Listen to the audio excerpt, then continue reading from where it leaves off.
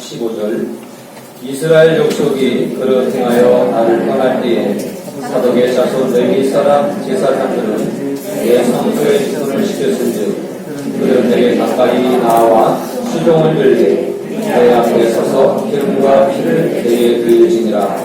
주 여호와의 말씀이니라. 아멘. 예배의식의 재평가라고 하는 제목으로 말씀을 드리기 원합니다.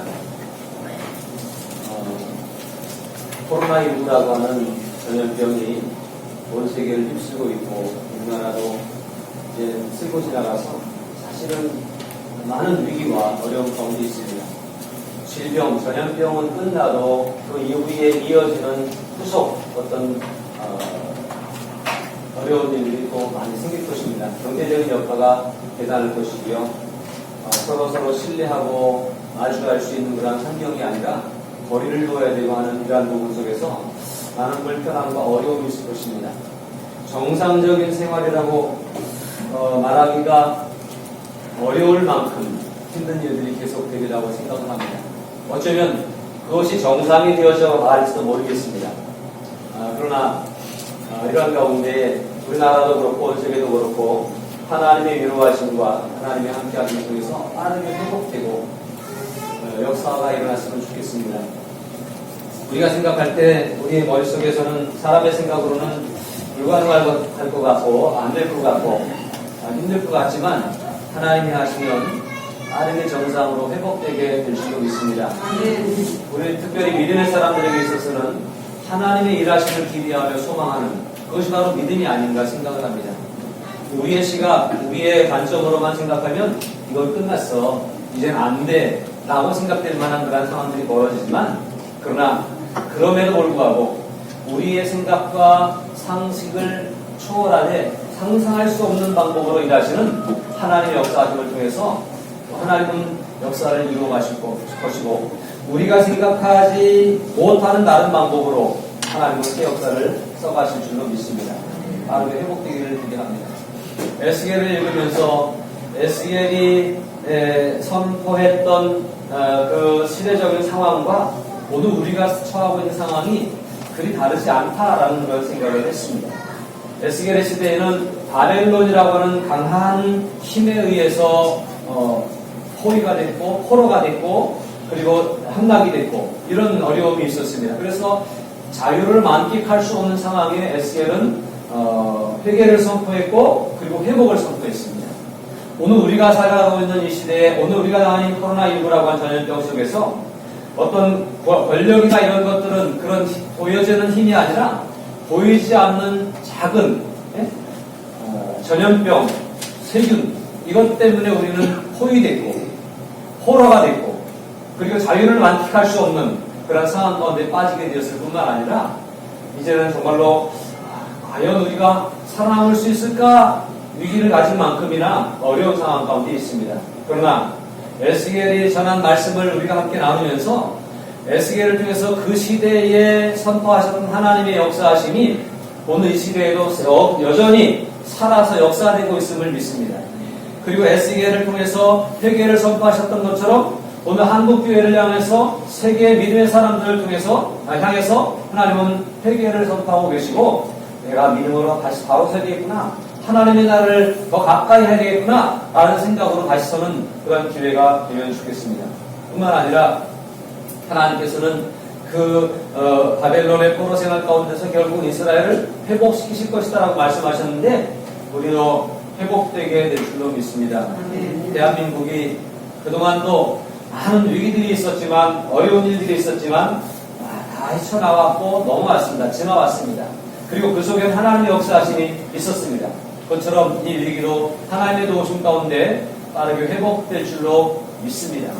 우리 개개인의 상황과 환경들도 회복될 줄로 믿습니다. 잃어버린 건강도 다시 회복되고 관계도 다시 회복되고 경제적인 아픔도 다시 회복되면서 이 사회가 빠르게 안정을 찾는 그러한 일이 말씀대로 이루어질 수 있으리라 생각합니다. 자, 회복이 있는데 이런 이스라엘이라고 하는 민족의 회복을 선언하면서 하나님께서는 에스겔에게 한 환상을 보여줍니다. 하나님이 에스겔을 끌고 다니는 거예요. 어디로 갑니까? 먼저는 이스라엘 산들아, 그래서 이스라엘 땅으로 데리고 가서 하나님이 에스겔에게 이것이 회복될 수 있을 것이라고 선포합니다. 백성들이 돌아올 것이고 땅을 갈 사람이 있을 것이고 다시 집을 짓고 회복될 것이라고 말씀을 하셨습니다. 그리고 에스겔에게 또 한 상을 보여주십니다. 그것은 뭐냐면 성전으로 끌고 가시는 거예요. 그 성전을 다 재고 성전을 다시 세우는 그런 한 상을 보여주시는 것을 볼 때에 이스라엘의 회복은 성전의 회복으로부터 일어나는 것이로구나 라는 그런 생각을 하게 되어집니다. 여러분, 이스라엘이라고 하는 민족은 신앙 공동체입니다. 예배 공동체입니다. 그렇기 때문에 이스라엘이라고 하는 나라가 회복되고 바로 서기 위해서는 뭐가 회복되어야 되냐? 성전이 회복되어야 되는 거예요. 그래서 예루살렘 성전이 이렇게 회복되고 지어질 것이다. 그리고 성전 제사가 회복될 것이다 라고 그렇게 에스겔 선지자를 통해서 보여주시고 알려주시는 거예요. 이것을 백성들에게 전하라고 하는 그런 말씀을 하고 있습니다. 우리 대한민국 땅에 오늘 우리 성도들의 삶 가운데서도 회복의 역사가 일어나려면 뭐가 회복되어야 되느냐? 예배가 회복되는 그러한 일들이 있어야 될 것입니다. 여러분, 특별히 믿음의 사람들에게는요, 예배가 얼마나 중요한 일인지 알 수 없습니다. 사실은 그렇게 중요하기 때문에 숱한 욕을 먹으면서 우리가 예배를 드리는 거 아니에요. 중요한 일입니다. 예배를 드린다고 하는 것은 굉장히 중요한 일입니다. 그래서 이 예배가 회복될 때에 우리의 믿음이 회복되고 예배가 회복될 때에 우리의 삶이 회복될 수 있다라고 하는 사실이에요. 돈 버는 게 회복되기 전에 예배가 회복되면 돈 버는 일도 회복될 줄로 믿습니다. 아멘. 건강이 회복되기 전에 우리의 예배가 회복되고 하나님께 온전히 드려지면 건강도 회복될 줄로 믿습니다. 아멘. 이것이 바로 우리의 믿음이라고 하는 거예요. 그래서 예배 회복이 굉장히 중요합니다. 왜냐하면 예배를 통해서 하나님은 영광을 받으시기 때문에 그래요. 에스겔을 통해서 보여주신 성전의 모습 가운데 에스겔이 딱 성전에 이끌려 들어가 보니까 여호와의 영광이 가득 찬 성전이 되었다고 하는 사실이에요. 오늘 우리 예배의 모습이 비록 마스크 쓰고 참 침묵하면서 참 조심하면서 이러고 있지만 하나님의 영광이 우리 위에 임하신 줄로 믿습니다.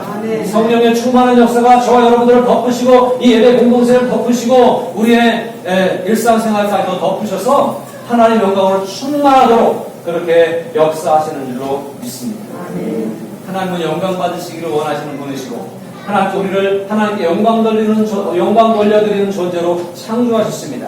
물론 그 창조의 원칙에 위배되는 죄를 짓고 타락해서 범죄했지만 그러나 하나님은 다시 예수님을 통해서 우리를 구원하시고 회복시키심으로 다시 예배할 수 있는 사람으로 하나님께 나와 영광 돌릴 수 있는 사람으로 재창조하셔서 믿음의 사람이 되게 하셨어요. 예수 그리스도를 통해서 저와 여러분들이 재창조 새로운 피조물로 창조되었고 하나님께 예배하고 영광 돌리는 삶을 살아가도록 그렇게 만들었다고 하는 사실을 잊지 말고 하나님의 영광을 위해서 살아갈 수 있는 그런 우리 모두가 될 수 있기를 바랍니다. 온전한 예배를 드리는 예배가 회복되는 우리 교회, 예배가 회복되는 한국 교회, 예배가 회복되는 온 세상 교회가 됨으로 말미암아 이 모든 위기들이 빠르게 진정되고 안정되고 이제 성장하고 성숙하는 그러한 기회가 될 수 있기를 바랍니다. 코로나를 만나면서 많은 고민을 했고 많은 생각을 했습니다. 여러분들이 힘든 것만큼 예배자로서 목회자로서의 고민과 생각들도 참 많았습니다. 이게 무슨 뜻일까?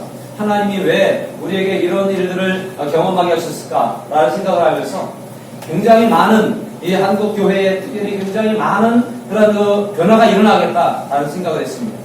가짜 신앙인들이 예배를 더 많이 떠나가겠다. 또 믿음이 약한 사람들이 많이 이제는 앞으로 믿음이 식어지고 떨어져 나가겠다. 세상의 힘에 위협을 안 받고 그동안 신앙생활을 했는데 위협을 당하면 얼마든지 떨어져 나갈 수 있겠다. 그런 위기감을 느끼기도 합니다. 그러나 반면에 더 이럴 때일수록 더 붙잡고 말씀을 붙잡고 믿음으로 바로 서지 않으면 안 되겠구나라고 하는 경각심을 가지고 다시 서는 기회가 될 수 있겠다. 그런 생각도 해봤습니다. 그래서 우리 교회도 그럴 뿐만 아니라 한국교회 전체가 다시 서는 기회가 되어서 그동안 얼마나 많은 세월 한국교회가 이 사회에 선한 역할을 했습니까? 그럼에도 불구하고 한국교회가 끊임없이 손가락질을 당하고 이 위기 때에 온 세상 사람으로부터 공격을 당할 수밖에 없는 상황이 된 만큼 그럴 만큼 한국교회는 지금 긴장함을 놓치고 있었고 그 다음에 우리 신앙은 뭔가 잘못된 길로 가고 있었는 거죠.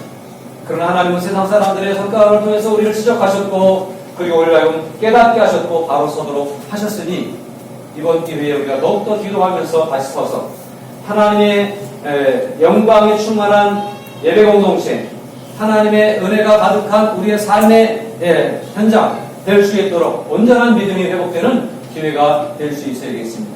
예배가 회복되기를 위해서 필요한데요. 어떻게 회복해야 될까요? 여러분, 이 예배가 과연 온전한 예배인가? 우리가 드리는 예배가 하나님 앞에서 어떻게 평가받을 수 있을까?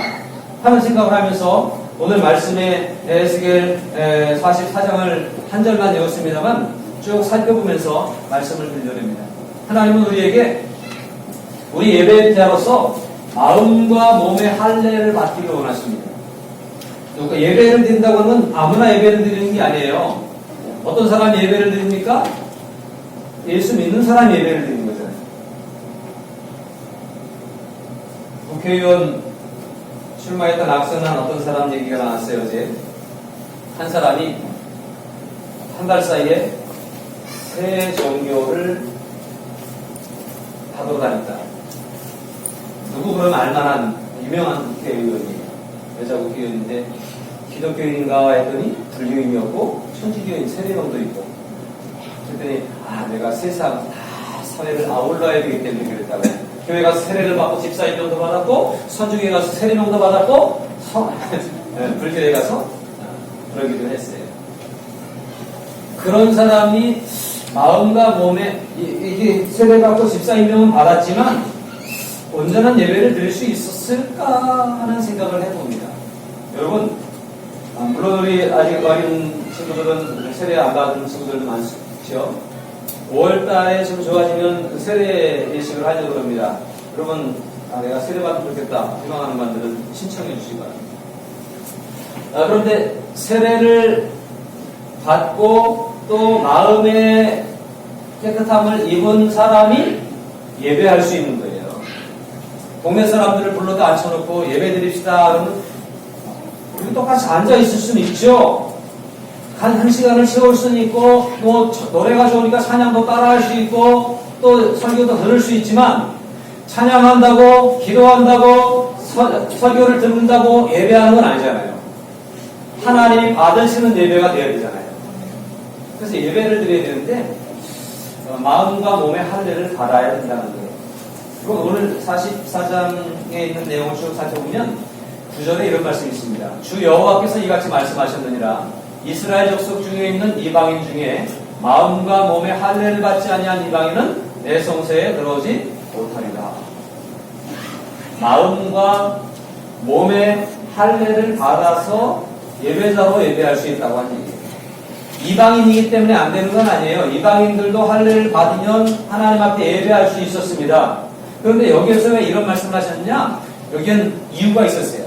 이 이스라엘 백성들이 예루살렘 성전이 무너질 수밖에 없었던, 그리고 그들이 민족이 망하고 포로로 끌려고 할 수밖에 없었던 상황이 있었는데 무슨 말이 망하는 방법이 망했던 이유가 뭐냐면 하나님 앞에 온전한 예배를 드리지 못했기 때문에 그런 거예요. 그런데 그 가운데 온전한 예배가 되지 못했던 가운데, 그래서 오늘 예배에 대한 재평가 우리가 해야 되잖아요. 오늘 우리들의 예배가 온전한 예배인가를 물어보는데 마음과 몸의 할례를 받지 않은 사람들의 예배가 있습니다. 44장 7절 이렇게 말씀합니다. 너희가 마음과 몸의 할례를 받지 아니한 이방인을 들여오고 내 떡과 기름과 피를 드릴 때에 그들로 내 성소 안에 있게 하여 내 성전을 더럽힘으로 너희의 모든 가증한 일 외에 그들이 내 언약을 위반하게 하는 것이 되었으며. 여기 보니까 마음과 몸의 할례를 받지 아니한 이방인이라고 얘기하죠. 그냥 이방인이 아니에요. 할례를 받지 아니한 이방인이에요. 마음과 몸에. 뿐만 아니라 이 사람들이 예배에 참여함으로 성소 안에 있게 하여 성전을 더럽히게 되었다는 거예요. 믿음이 없는 사람들이 예배를 드리는 것은 예배를 더럽히는 일이 된다고 하는 사실입니다. 그래서 하나님과의 언약을 위반했다라고 이렇게 얘기를 합니다. 8절에서는 너희가 내 성물의 직분을 지키지 아니하고 내 성소에 사람을 두어 너희 직분을 대신 지키게 하였느니라. 이게 누구한테 하는 얘기냐면 7절, 44장 7절, 8절, 9절 누구한테 하는 얘기냐면 이스라엘 제사장들을 향해서 하는 말씀입니다. 성전 예배를 주관하고 성전의 모든 일을 관리하고 그러는 제사장들이 이 말씀을 잘 들어야 되는데 무슨 문제냐면 이 사람들이 예배의 모든 일을 자기들이 주관해서 하고 이렇게 해야 되는데 그러지 않고 이방인들을 거기에 참여를 시켰어요. 선교적인 차원에서 복음적인 차원에서 참여시켰다면 그것은 굉장히 은혜로운 일이고 잘한 일이죠. 그런데 왜 이들을 어떻게 이들을 참여시켰냐면 제사를 드리는 데 있어서 할 일이 참 많습니다. 우리가 예배를 드림에 있어서요 할 일이 참 많습니다. 오늘 아침에 우리 작은 아드님께서 아빠도 이따 11시에 맞춰서 가면 되잖아요. 그래서 제가 난 가서 할 일이 많아. 예배를 드린다고 하는 건 준비할 일이 제사장으로서 또 목회자로서 할 일이 참 많아요. 그래서 구약시대 제사는 뭐 재물을 잡아서 번제물로 드리고 올려드리고 흔들어 드리고 태워드리고 이런 향을 올려드리고 떡을 갖다 바치고 여러 가지 그런 일들이 있는데 그런 일뿐만 아니라 이런 것들을 하기 위해서 그냥 딱 하는 게 아니잖아요. 저 한쪽에서는 피를 흘리며 양을 잡는 일을 해야 돼요. 또 한쪽에서는 이 제단에 올려놓을 불을 피우는 숯불을 피우는 일을 땀을 뻘뻘 흘리면서 해야 되는 거예요.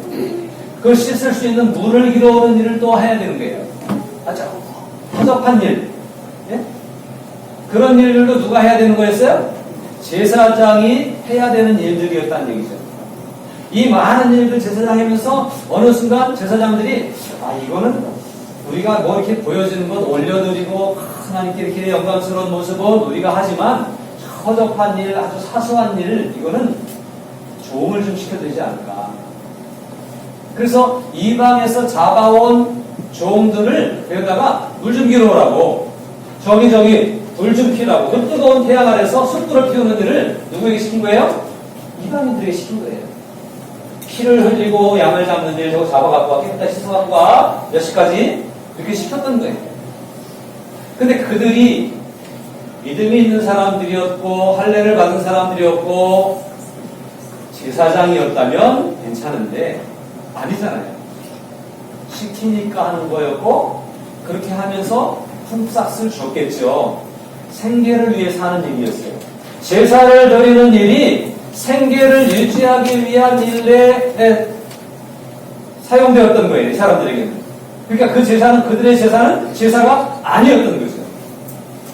자, 이런 문제가 있어서 여기에 그 마음과 몸의 할례를 받지 아니한 이방인들이라고 하는 게 바로 그런 사람들이었던 거예요. 허접한 일을 시키기 위해서 포로로 데려다가 일꾼으로 부려먹는 그런 사람들, 이방인들을 그건 하찮은 일이니까 그 사람들에게 낮은 사람들에게 시켜도 돼. 그러면서 했던 그 이방인들을 얘기하는 거예요. 그들이 성소 안에 들어오면 안 되거든요. 그런데 물을 떠갖고 와야 되고 재물을 가지고 와야 되고 그러니까 성전 안에 들어오잖아요. 누구만 들어갈 수 있어요? 제사장들이 할 수 있는 일인데 제사장을 돕는다고 하는 명목하에서 그들이 이런 일을 하게 될 때에 하나님의 성소가 더럽히게 되었다라고 하는 얘기입니다. 그 이방인들을 책망하는 얘기가 아니라 그 이방인들에게 이 허접한 일을 시키면서 자기들의 편리를 얘기했던 주장했던 요구했던 제사장들에 대한 책망의 목소리입니다. 그러나 이 목소리를 들으면서 오늘 우리는 깨달을 것은 하나님 앞에 나아갈 때 예배자에 나갈 때에 우리가 마음과 몸의 할례를 갖고 나아가야 되겠다 라고 하는 생각을 해야 됩니다. 우리가 오늘날의 예배도 마찬가지인데 이 예배를 준비하기 위해서 준비해야 될 일들이 참 많습니다. 저는 설교를 준비합니다. 예배 순서를 짭니다. 그리고 찬양을 준비합니다. 반주자들이 와서 반주로 준비해야 되죠. 영상을 준비해야 되죠. 또 여기서 이거를 준비해야 되죠. 주보를 나눠주는 일을 해야 되죠. 이 다양한 일들이 다 있는데 이 다양한 일들이 누가 해야 되는 일이냐?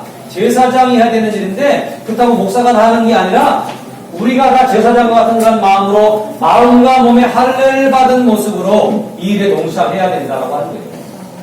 바이올린을 연주하면서 나는 제사장이야. 나는 목사님이 설교하는 것만큼 이것도 굉장히 중요한 일이고 하나님이 기뻐하시는 일이야. 그러니까 내가 회개하는 마음으로 하나님 주신 사명으로 직분으로 알고 잘 감당해야 돼 라고 할 때에 온전한 제사가 되는 거예요. 왜 나한테 이런 걸 시켜가지고 하기 싫은데 이렇게 하면 마음과 몸의 할례를 받은 사람이 못 되는 거죠. 여러분 우리가 다양한 모습이었습니다. 물론 오늘 우리가 밥은 먹지 못하지만 여러분 예배 후에 밥 먹는 일까지도 예배의 연장이라고 할 때 밥하는 일, 설거지하는 일, 뭐 주변을 청소하는 모든 일들이 아주 하찮은 일이고 자질구레한 일이지만 이 모든 것들이 제사장이 감당해야 될 일들이라고 생각하고 오늘 내가 그 일을 하면서 나도 제사장이야, 나도 마음과 몸에 할례를 받고 하나님께 영광을 돌리기 위해서 이 일을 해야 돼. 그런 마음을 가지고 해야 된다라고 하는 거예요. 시켰으니까 하는 거야. 에이, 하기 싫은데 억지로 하는 거야. 이렇게 하면 안 되고요. 마음과 몸에 할례를 받은 사람답게 해야 된다는 겁니다. 고개를 딱 들으세요. 들으면 이렇습니다. 이렇게 마음과 몸에 할례를 받지 못한 사람들이 예배하는 것에 대해서 하나님은 실망하셨습니다. 제사장들이 이걸 알지 못했어요. 그건 그냥 낮은 사람들의 종들의 은혜라고 생각했어요. 그러나 하나님에 의해서 크고 작은 일은 없습니다. 중요하고 덜 중요한 일도 없습니다. 주고 한 장 나눠주는 일도 설교하는 것만큼 중요한 일이라고 생각하십시오. 예배당의 먼지를 닦고 청소하는 일도 기도, 대표 기도하는 것만큼 중요한 일이라는 사실이에요. 그러니 우리가 모두가 다 온전한 예배자가 되기 위해서 마음과 몸의 할례 받기를 힘쓰는 우리들이 되어야 됩니다. 누가복음 16장 10절에 보니까 지극히 작은 것에 충성된 자는 큰 것에도 충성할 수 있다는 거예요. 이 일을 감당하기 위해서 온 힘을 기울여서 헌신하면서 이 일을 감당할 수 있는 그런 진정한 예배자가 되어야 된다고 하는 것입니다. 요한복음 3장에 니고데모가 밤에 찾아서 예수님에게 어떻게 하면 영생을 얻습니까? 그러니까 물과 성령으로 나지 아니하면 하나님 나라에 들어갈 수 없다라고 그렇게 말씀합니다. 물과 성령으로 나지 아니하면, 다시 말하면 물로 씻고 세례받는다는 얘기죠. 성령으로 다시 한번 씻고 거룩하게 신다. 마음과 몸에 할례를 받는다라고 하는 얘기가 바로 이런 의미가 아니겠는가 생각을 합니다. 여러분, 주님 앞에 나올 때마다 내 속에 성령이 임하시기를, 나를 성령이 주장하시고 이끌어 가시기를, 나를 반주하는 일에, 연주하는 일에, 모험을 다루고 섬기는 일에 하나님이 나를 주장하시고 하나님이 나를 사용하시기를 위해서 마음과 몸에 할례 받기를 힘쓰는 그런 우리들이 될 수 있기를 바랍니다. 실력으로 하는 게 아닙니다. 재주로 하는 것도 아닙니다. 은사와 달란트라고 하는 것이 무슨 내 능력이 아니라 하나님이 내게 임재하셔서 내게 주시는 일이고 사명이고 하나님의 은혜로 감당할 수 있는 힘인 거예요. 그러므로 마음과 몸의 할례를 받아 주님을 섬길 수 있는 저와 여러분이 될 수 있길 바랍니다. 다시 한번 돌아보십시오. 오늘 나는 이 순간에 마음과 몸의 할례를 받고 예배에 임하고 있는가? 라고 하는 사실입니다. 그동안 와서 지금까지 시간까지 이게 아직 안 돼, 정리가 안 가고 지금이라도 주님, 내가 주님 앞에 새로워지기를 원합니다. 그러면 주님은 당장이라도 마음과 몸의 할례를 주시는 줄로 믿습니다. 그런 깨끗한 모습으로, 온전한 모습으로 아무리 작은 일 앞에서도 신실하게 제사장적 사명을 가지고 사명을 감당할 수 있는 그런 우리들이 되어야 되겠습니다. 두 번째로 우리가 기억해야 될 것은 하나님을 떠나지 않았는가라고 하는 거예요. 몸은 여기 있는데 마음은 딴 데가 있지 않은가라고 하는 그런 얘기입니다. 제사장들이요, 10절에 보니까 이스라엘 족속이 그릇 행하여 나를 떠날 때에 레위 사람들도 그릇 행하여 그 우상을 따라 나를 멀리 떠났으니 그 죄악을 감당하리라. 세상 사람들은 하나님을 떠나는 일도 있을 수 있겠죠. 이스라엘 백성들 가운데 다른 백성들은 우상숭배에 물들 수 있고 세속에 젖어들 수도 있겠죠. 그런데 심지어 레위 사람들, 성전을 봉사해야 되고 예배를 집례하고 해야 되는 사람들까지도 마음에 하나님께로부터 떠나서 세상에 물들고 세상에 속해서 살아가는 일들이 생겼다고 하는 얘기예요. 오늘 우리로 말하면 어떻게 성도들은 뭐 그럴 수도 있지만 목사는 그러면 안 된다고 해야 될까요? 그러나 조금 더 확대해서 세상 사람들은 돈이 최고라고 하고 세상 사람들은 힘이 최고라고 하지만 세상 사람들은 좀 즐겨야 된다고 얘기하지만 하나님의 사람들도 그걸 따라가면 우상 숭배하는 것과 똑같다라고 하는 말씀으로 이해할 수 있기를 바랍니다. 저와 여러분의 예배가 하나님을 배제한 예배가 되지 않도록 하십시오. 저와 여러분의 매일매일의 생활이, 삶이 학교에서나 직장에서나 마을에서 가정에서의 삶이 하나님을 떠난 삶이 되지 않도록 신경 쓸 수 있기를 바랍니다. 하나님의 사람답게 살아가는 거예요. 그것이 우리의 예배가 온전한 예배가 되게 하는 그런 모습인 것입니다.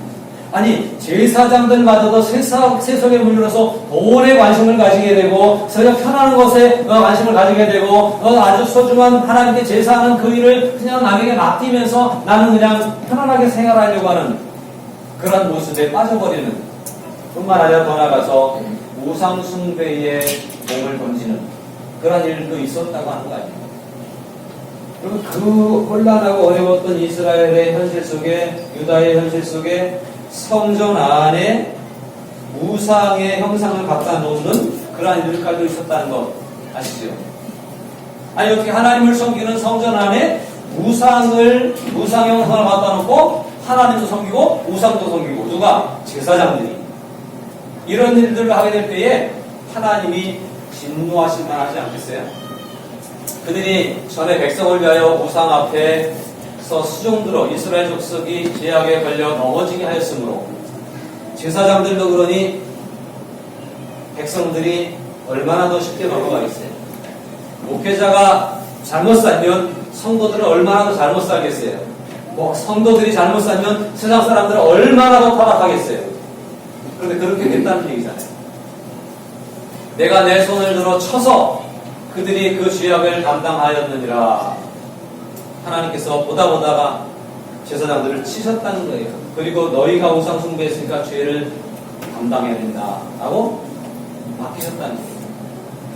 이런 일들이 있지 않도록 나는 과연 온전한 예배자로 살아가고 있는가, 나는 과연 하나님 중심으로 살아가고 있는가, 나도 모르게 하나님을 떠나서 우상 숭배에 물들고 있지 않은가를 날마다 체크해 볼 수 있는 예배자로 살아갈 수 있기를 바랍니다. 하나님을 떠나게 돼서 하나님께 맞았잖아요. 뿐만 아니라 어떻게 되는지 아세요? 그들이 내게 가까이 나와 제사장의 직무를 행하지 어떻게 됐어요? 못해요.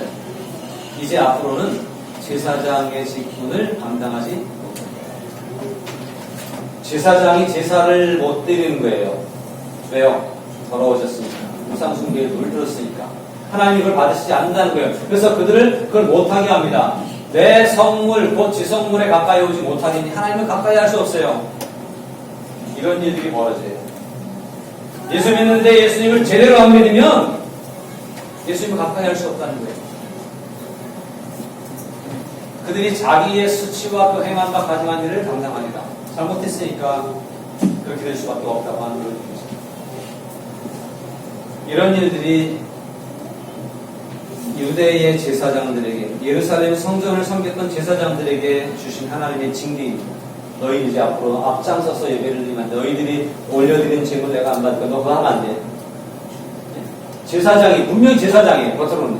그렇지만 그거 못한다는 거예요. 버림받았을까요? 11절에 보니까 그들에게 앞에 나와서 제물을 올려드리거나 앞에서 이렇게 불을 피워드리거나 향을 올려드리거나 이런 것들은 못하는데, 그러나 그들이 내 성소에서 수종들어 성전 문을 맡을 것이며 성전에서 수종들어 백성의 번제의 희생물과 다른 희생물을 잡아 백성 앞에 서서 수종들게 되리라. 그들이 뭘 해야 되는 거야? 성전 문을 지키는 문지기. 이거 누구한테 시켰었어요? 전에는 이방인들 종들에다 시켰던 거. 뭘 또 와라, 재물 좀 잡아, 피 흘리고 재물 좀 잡아라, 숫줄 좀 주라, 이런 것들을 누가 하는 거예요? 제사장들이 이제 해야 된다는 거예요. 원래 그것도 했었어야 되는 건데 안 했었죠. 그런데 앞에 나오는 것만 좋아했는데 이걸 아니고 뒤에서 하는 모든 섬기는 일들로 이렇게 밀려나게 됐습니다. 또 14절을 말합니다. 그러나 내가 그들을 세워 성전을 지키게 하고 성전의 모든 수종되는 일과 그 가운데서 행하는 모든 일을 맡기리라. 그런 자질구레한 일들을 너희가 해야 되겠다. 이제 앞에 나가는 일은 못하고 그런 잔잔한 일들을 해야 될 것이다. 하나님의 징계임에 틀림없지만 이 징계를 내리면서 징계에다가 하나님의 기대 또 하나님의 은혜가 여기 들어있으면 올 수 있어요. 이 말씀 보면서 너희는 안 돼 라고 말씀하시는 걸로 끝나는 게 아니라 너희는 원래 안 되지만 이렇게 말씀하신 거예요. 그리고 그러나라고 시작하죠. 14절에서도 그러나라고 했죠.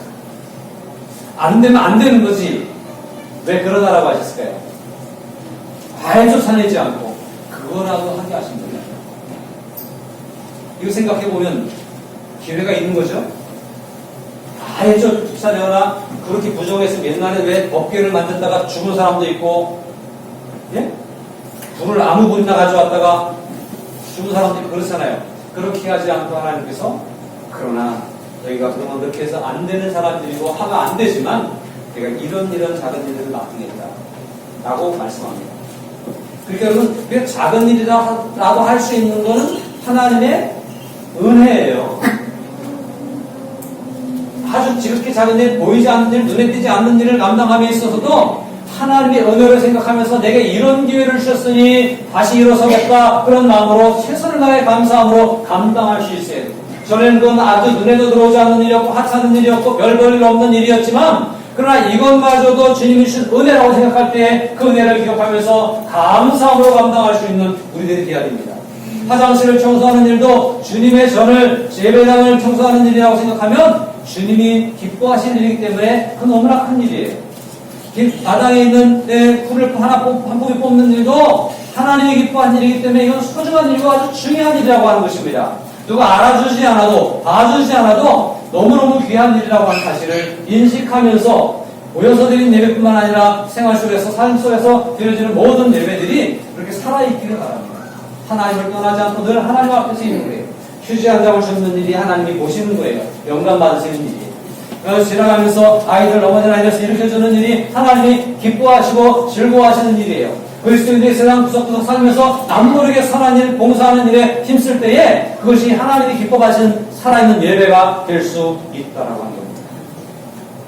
이렇게 모여서 와서 설교하고 성가대로 쓰고 이런 것만이 아니라 모든 하나님 기뻐하실 만한 일들이 중요한 일이고 그것이 은혜 가운데 우리에게 맡겨진 일이라고 하는 것을 잘 인식하고 섬겨가면 분명 세상은 거룩해질 것입니다. 분명 하나님의 교회는 다시 인정받게 될 것이고 다시 부흥하는 기회가 생겨나게 될 줄로 믿습니다. 작은 일에 충성하시기 바랍니다. 고린도후서 12장에 그러므로 내가 그리스도를 위하여 약한 것들과 능력과 궁핍과 박해와 권고를 기뻐하노니, 오히려 힘들고 어려운 것들을 네가 이러지 말고 좀 잘 나가게 해주세요 라고 기도했는데 하나님 잘 나가게 안 해주시고 계속 힘들게 하신 거예요. 근데 이것도 오히려 내가 기뻐한다, 이것도 바로 은혜다라고 이렇게 깨닫고 있는 것입니다. 에베소 2장 6절에 이는 내가 그가 사랑하시는 자 안에서 우리에게 거저주시는 바 그의 은혜의 영광을 찬송하게 하려는 것이다 라고 말씀합니다. 하나님의 은혜의 영광을 찬송하게 하기 위해서 우리를 지으셨고 만드셨고 부르셨고 오늘 우리가 처한 각자의 처소에서 우리를 사용하고 계시다고 하는 사실에 모든 일을 하나님의 영광을 위해서 감당할 수 있는 저와 여러분들이 될 수 있기를 바랍니다. 하나만 더 생각해 봅시다. 오늘 우리가 읽은 본문의 말씀에 사독의 후예들이 나옵니다. 15절 이스라엘 족속이 그를 행하여 나를 떠날 때에 사독의 자손 레위 사람 제사장들은 내 성소의 직분을 시켰은즉 그들은 내게 가까이 나와 수종을 들되 내 앞에 서서 기름과 피를 내게 드릴지니라. 주 여호와의 말씀입니다. 앞에 제사장들에게 말씀할 때에 백성들이 잘못된 길로 갈 때에 제사장들도 같이 간 거예요. 백성들이 우상 숭배할 때에 제사장들도 같이 우상 숭배한 거예요. 그런데 유독 그들 중에 어떤 사람들은 사독 패널의 사람들, 그게 사독은 여러 제사장의 그 레위 지파 안에 여러 가문이 있는데 사독 가문이 있는 거예요. 그 안에 이해가 되시죠? 제사장들이 여러 사람들이 있는데 그 한 어떤 사독의 집안은 옛날부터 다윗 때부터 솔로몬 때부터 정말로 그의 어떤 그 지조를 지킬 줄 아는 사람들이었고 그랬습니다. 그런데 이때도 마찬가지입니다.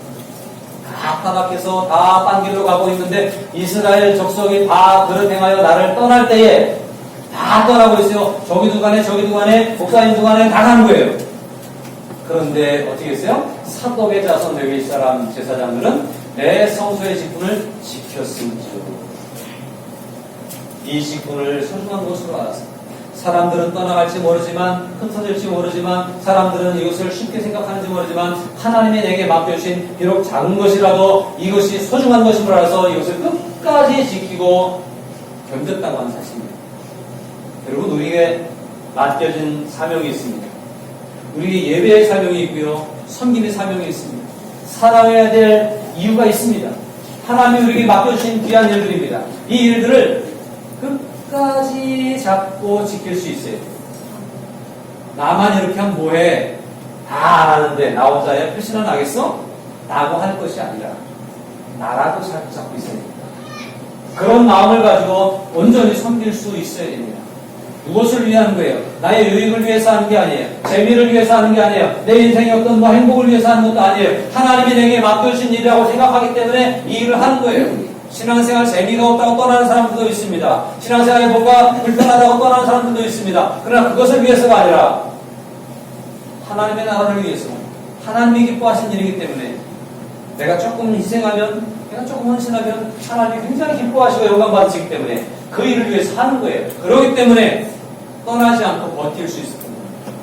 다른 사람들은 저 사람들 재밌겠다 그리고 떠나갔어요. 이거 해봐야 필수도 안 나 그리고 떠나갔어요. 그러나 사독반열의 제사장들은 끝까지 자기들의 직분을 지켰다라고 하는 거예요. 그러니까 앞에 제사장들은 다 우상 숭배하고 다 떠나가고 그러니까 너 이제 제사장 하면 안 돼. 앞에서 앞장서면 안 돼. 저 허드렛 일이나 해. 라고 말했지만 이 사람들에게는 하나님께서 뭐랬어요? 그들은 내게 가까이 나와 수종을 들되 내 앞에 서서 기름과 피를 내게 드릴지니라고 그렇게 말씀합니다. 나를 떠날 때에 너희는 나를 지켰으니 너희는 내게 가까이 나와 수종을 들으라. 가까이 오라고, 더 앞에 나오라고 그렇게 말씀하고 있다고 하는 사실이에요. 우리에게도 하나님께서 이렇게 말씀하셨으면 좋겠습니다. 16절에 똑같이 말씀합니다. 그들이 내 성소에 들어오며 내 상에 가까이 나와 내게 수종들어 내가 맡긴 직분을 지키되라고 이렇게 말씀합니다.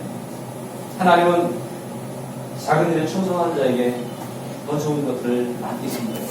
베드로전서 2장 9절에 보니까 그러나 너희는 택하신 족속이요 왕 같은 제사장들이요 거룩한 나라요 그의 소유가 된 백성이니라고 말씀합니다. 우리가 특별한 사람들이에요. 교회 안 다니는 친구들이랑 여러분들이 똑같은 사람이 아니에요. 특별한 사람이에요. 주님이 더 많이 사랑하시는 사람이에요. 주님이 이런 직분을 맡겨주신 사람이에요.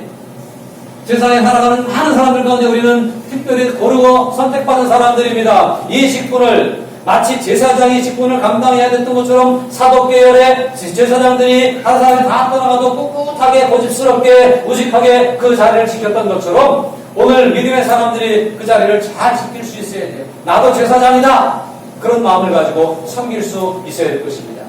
마태복음 25장 21절에 보니까 뭐라 했어요? 주인이 이르되 잘 알도다 착하고 충성된 종아 내가 적은 일에 충성하였으니 그러면서 많은 것을 너에게 맡기리라고 축복하고 있습니다. 작은 것이라고 하찮다고 생각하지 마십시오. 물론 나 하나 빠져도 예배는 됩니다. 물론 나 하나 빠져도 교회는 돌아갑니다. 그러나 그렇게 하찮게 여기는 사람들보다는 나라도 더 참여해야지. 그리고 작은 일에 충성하는 사람들을 통해서 하나님은 일하신다라고 하는 사실이에요. 처음엔 작은 일을 시작하지만 점점 큰 일을 맡기시고 점점 큰 사람이 될 수 있을 것입니다. 그러나 쉽게 생각하는 사람은 그것마저도 빼앗기게 되는 그러한 일들이 믿음 안에서 있다고 하는 사실을 기억해야 될 것입니다. 고린도서 4장입니다. 그리고 맡은 자들에게 볼 것은 뭐라고요? 충성이다. 충성이라고 하는 것은 나를 버리고 맡겨주신 그분을 위해서 일하는 거잖아요. 계시록 2장 10절에 보니까 어떻게 하라고요? 죽도록 충성하라. 그러면 생명의 간을 내게 주리라고 말씀합니다. 끝까지 살아남기 위해서는 죽도록 충성하는 믿음으로 주님을 섬겨야 될 것입니다. 이것이 오늘 우리가 생각해야 되는 예배의 자세인 것입니다. 정리해 볼까요? 여러분, 마음과 몸의 한계를 받으셨나요? 여러분, 하나님을 떠나 있지 않나요? 여러분, 하나님 앞에 있나요? 끝까지 맡기는 사명을 붙잡고 섬기고 있나요?